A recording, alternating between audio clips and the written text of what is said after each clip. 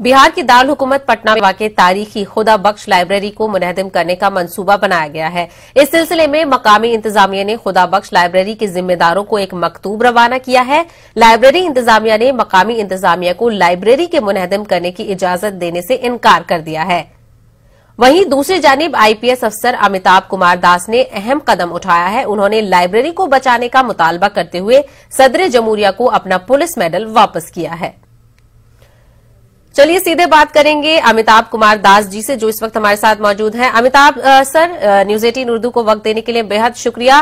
क्या लगता है आपको कि हुकूमत का ये फैसला कितना सही है? डेवलपमेंट की राह में क्या हेरिटेज को बर्बाद करके डेवलपमेंट की राह पर चला जाएगा?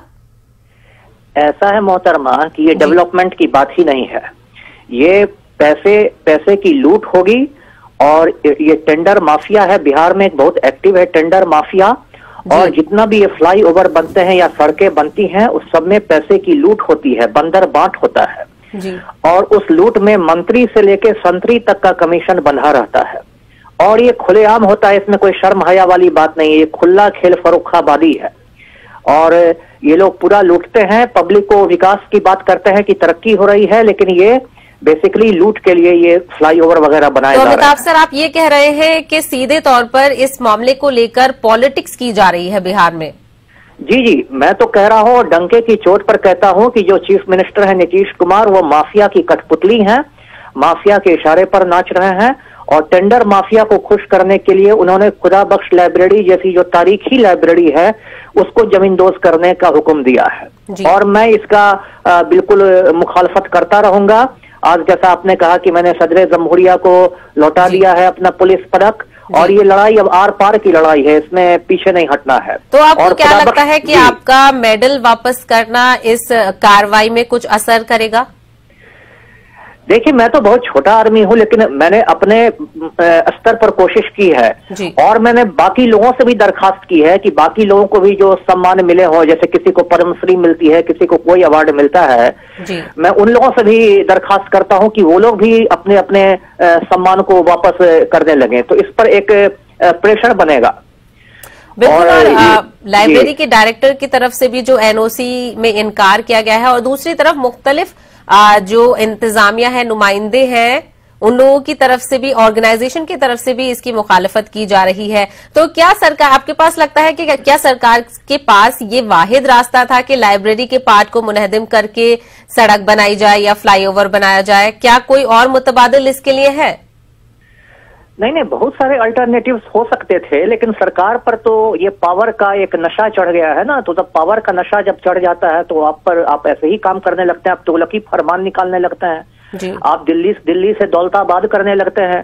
सरकार के पास और भी रास्ते थे, लेकिन यहाँ तो सरकार टेंडर माफिया के इशारे पर काम कर रही है।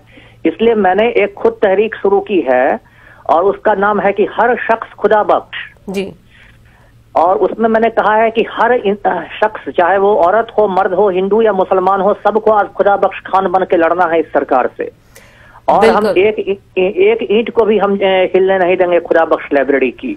और मैं आपको बताऊं मोहतरमा कि यदि खुदा बख्श लाइब्रेरी के लिए कोई पहली शहादत होगी तो वो अमिताभ कुमार दास की होगी।